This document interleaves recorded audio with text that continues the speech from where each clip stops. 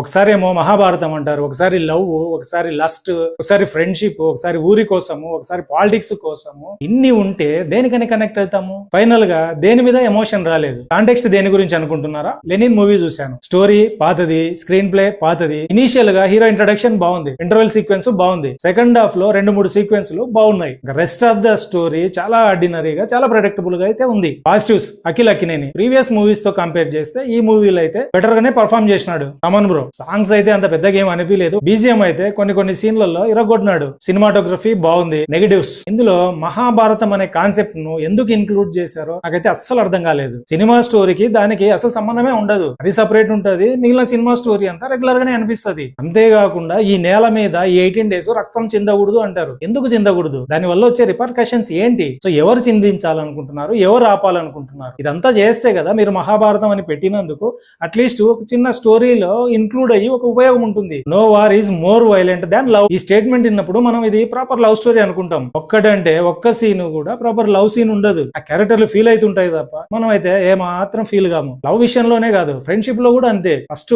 Initial గా ఒక 2-3 visuals వేస్తారు, ఇదే వీళ్ళ ఫ్రెండ్షిప్, మీరు కూడా ఫీల్ కాండి వీళ్ళ ఫ్రెండ్షిప్ అంటారు. ఎలా ఫీల్ అవుతాము? వీడేం సాక్రిఫైస్ చేసినాడు, వారేం సాక్రిఫైస్ చేసినాడు, అసలు వీళ్ళది ఇంత స్ట్రాంగ్ బాండ్ ఎలా డెవలప్ అయింది? నాట్ ఓన్లీ ఫ్రెండ్షిప్, లవ్ లో కూడా అంతే కదా. అమ్మాయి వీడిని చూసి ఏమి ఇష్టపడింది, వీడు అమ్మాయిని ఏం చూసి ఇష్టపడినాడు, వీళ్ళిద్దరి మధ్య లవ్ అంత స్ట్రాంగ్ ఎలా డెవలప్ అయింది, ఇవన్నీ ఏమైనా చూపించింటే సీన్ల రూపంలో అట్లీస్ట్ మనం ఫీల్ అయ్యేవాళ్ళం. క్యారెక్టర్స్ లో ఏ క్యారెక్టర్ కూడా కన్సిస్టెన్సీ ఉండదు. ఎట్లా ఇష్టం అయితే అలా బిహేవ్ చేస్తుంటాయి. ఒకసారి ఏమో పాజిటివ్ ఉంటాయి, ఒకసారి ఏమో నెగిటివ్ ఉంటాయి, మళ్ళీ పాజిటివ్ ఉంటాయి. అంటే ఎలా ఉంటది అంటే సినిమాలో సీన్స్ ఇలా చూసింది అనుకో పాజిటివ్, ఇలా ఎక్స్ప్రెషన్ ఇచ్చింది అనుకో నెగిటివ్. క్యారెక్టర్లు ఇలాగనే ఫ్లిప్ అవుతుంటాయి. ఏదో వీళ్ళు ఇలా బిహేవ్ చేయాలా కాబట్టి బిహేవ్ చేస్తుంటాయి తప్ప క్యారెక్టర్లు ఆర్గానిక్ గా అయితే అస్సలు బిహేవ్ చేయవు. నెక్స్ట్ భాగ్యశ్రీ బోర్సే. ఈ అమ్మాయి ఏంటి బిఈ చేసింటది, వచ్చి ఊర్లో లెనిన్ ఇష్టపడుతుంది. అది కూడా ఏంటి చదువు సందేలేని Lenin, love at first sight అనుకున్నాము. దాని తర్వాత వాడి మీద ఇంకా ఇష్టం ఎలా పెరిగింది? ఈ లెనిన్ అనే క్యారెక్టర్ ఈ అమ్మాయి కోసం ఏం చేసినాడు, ఎందుకు ఆ అమ్మాయికి వీడంటే అంత ఇష్టము? అలాంటి సీన్ అయితే ఒక్కటంటే ఒక్కటి కూడా లేదు. వర్బల్ గా చెప్తుంటారు